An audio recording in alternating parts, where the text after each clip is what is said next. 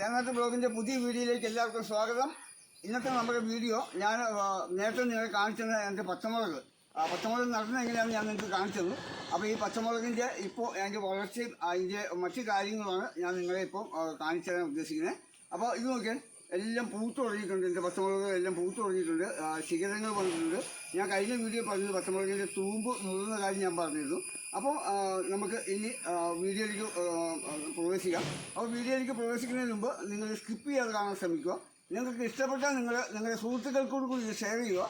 അതേപോലെ തന്നെ നിങ്ങൾക്ക് സബ്സ്ക്രൈബ് ചെയ്യാതെയാണ് കാണുന്നതെങ്കിൽ ദയവായി നിങ്ങൾ സബ്സ്ക്രൈബ് ചെയ്യുക. അപ്പോൾ ഇനി നമുക്ക് വീഡിയോയിലേക്ക് പോകാം. ഓക്കെ, നമ്മുടെ പച്ചമുളകിൻ്റെ ഇതുണ്ടോ, ധാരാളം ശിഖരങ്ങൾ വന്നിരിക്കുകയാണ് ഈ പച്ചമുളകിൽ. അപ്പോൾ ഈ ശിഖരങ്ങളിലൊക്കെ ഇതുണ്ടോ നിറയെ പൂക്കളും വന്നിട്ടുണ്ട്, ധാരാളം ഇതും വന്നിട്ടുണ്ട്. ഞാൻ കഴിഞ്ഞ ആഴ്ചയിൽ ഇത്തിരി സുഡോമോൺസ് കളിച്ചിരിക്കുകയാണ്, അതാണ് ഈ വെള്ളം നിറം വന്നിരിക്കുന്നത്. അപ്പോൾ ഇവിടെയെല്ലാം മുഴുവൻ പച്ചമുളകുകൾക്കും നമ്മൾ എന്താ പറയുക ഈ സുഡോമോൺസ് കളിച്ചിരിക്കുകയാണ്. സുഡോമോൺസ് കളിക്കാനുള്ള പ്രധാന കാരണം വെച്ചാൽ ഇതിന് കുറച്ച് വൈറ്റമിൻസ് വരാൻ വേണ്ടിയും അതേപോലെ കീടബാധകൾ വരാതിരിക്കാൻ വേണ്ടിയും നന്നായിട്ട് പൂക്കാനും നന്നായിട്ട് കായ്ക്കാനും നല്ലതാണ് സൂഡോമോൺസ്. പിന്നെ കീടബാധ നമുക്ക് ഉണ്ടാകാതിരിക്കാനും നമുക്ക് സൂഡോമോൺസ് നല്ലതാണ്. ഇത് ഇതിന് ചോട്ടിലേക്ക് നിങ്ങൾ നോക്കി ഞാൻ കാണിച്ചു തരാം. ഇതിൻ്റെ ചോട് നോക്കി, ഇത് ചോട് നല്ല ഇളക്കമുള്ള മണ്ണാണ് നമുക്ക് ഇതിൻ്റെ ചോട്ടിൽ നമ്മൾ ഇട്ടിരിക്കുന്നത് കേട്ടോ. നല്ല ചാണകപ്പൊടിയും വേപ്പും പിണ്ണാക്കും അതേപോലെ തന്നെ എല്ലുപൊടിയും ചകിരിച്ചോറും ഒക്കെ ഇട്ട് നല്ല മണൽ അടങ്ങിയ നല്ല. ഇതിൻ്റെ അടിയിൽ മുഴുവൻ നമ്മൾ ചെയ്തിരിക്കുന്നത് ചവലയാണ്. നമ്മുടെ ഈ പറമ്പിൽ വീടിന് മുമ്പിൽ അടിച്ചു കൂട്ടിയിരിക്കുന്ന കരിയിലകൾ, പച്ചിലകൾ, ഇതെല്ലാമാണ് നമ്മൾ ഈ ചാക്കിൽ നമ്മൾ നിറച്ചിരിക്കുന്നത്. അപ്പോൾ ഇതല്ലേ നമുക്ക് ഇത് സിമെൻറ്റിൻ്റെ ആക്കാം. ഈ സിമെൻറ്റിൻ്റെ ആക്കാൻ നമുക്ക് പ്രത്യേകിച്ച് പൈസ മുടക്കൊന്നുമില്ല. റോഡ് പണിക്കാർ അവർ റോഡ് പണി കഴിഞ്ഞ് ചാക്ക് അവർ വെറുതെ കളഞ്ഞപ്പോൾ ആ ചാക്ക് ഞാനിങ്ങനെ എടുത്തിട്ട് ഞാൻ അതിൽ ഈ പോസ്റ്റ് മിക്സ് നിറച്ചിട്ട് ഞാൻ തന്നെ ഉൽപ്പാദിപ്പിച്ച എൻ്റെ പച്ചമുളകിൻ്റെ തൈകൾ ട്രെയിൽ ഞാൻ തന്നെ മുളപ്പിച്ചു. അതിനുശേഷം ഞാൻ കൊണ്ട് നട്ടതാണ്. ഇപ്പോൾ ഇവിടെ തന്നെ എനിക്കൊരു 50ഓളം തൈകൾ നമുക്കുണ്ട്. എല്ലാം നല്ല ഗ്രോത്ത് ആയിട്ടാണ് നമുക്ക് വളർന്നു വന്നിരിക്കുന്നത്. അപ്പോൾ ഇനി നമുക്ക് അപ്പുറത്തെ സൈഡിലെ പച്ചമുളക് തൈകൾ നമുക്ക് കാണാം.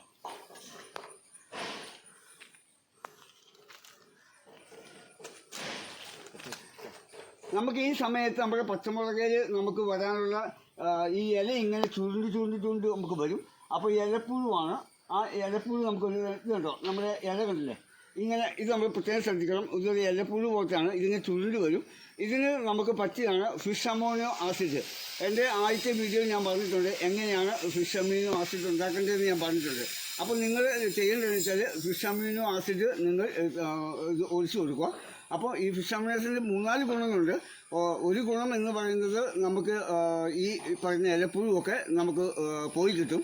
രണ്ടാമത്തെ ഗുണം എന്ന് പറയുന്നത് നന്നായിട്ട് പൂക്കാനും ഈ വന്ന പൂക്കൾ പൊഴിഞ്ഞു പോകാതിരിക്കാനും അതേപോലെ നമ്മുടെ കായ്ക്കൊക്കെ നല്ല വലിപ്പത്തിലും അതേപോലെ ചില ഈ മുളകില്ലേ ചുരുണ്ടൊക്കെ പോകും.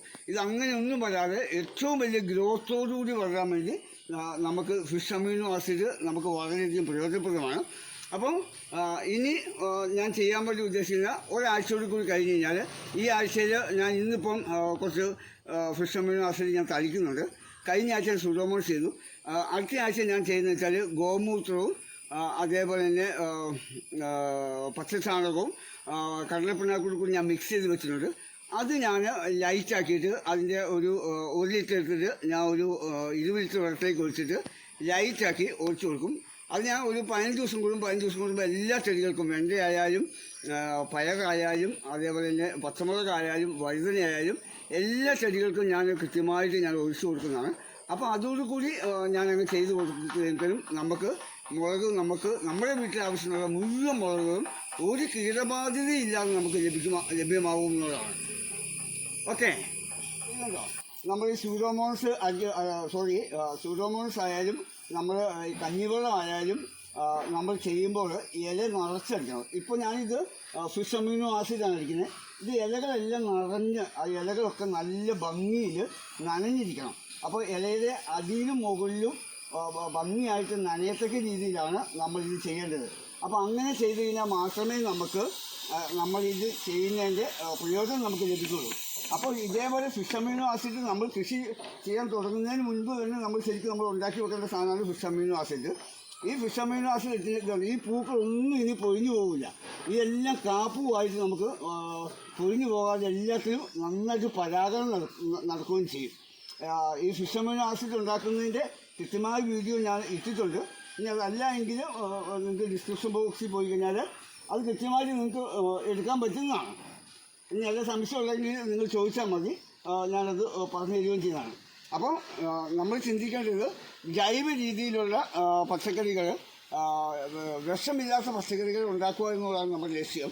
കാരണം കഴിഞ്ഞ വീഡിയോയിൽ ഞാൻ പറഞ്ഞിട്ടുണ്ട് എത്രമാത്രം വിഷമാണ് ഓരോ പച്ചക്കറികളും അടങ്ങിയിരിക്കുന്നതെന്ന് ഞാൻ കഴിഞ്ഞ വീഡിയോയിൽ പറഞ്ഞിട്ടുണ്ട്.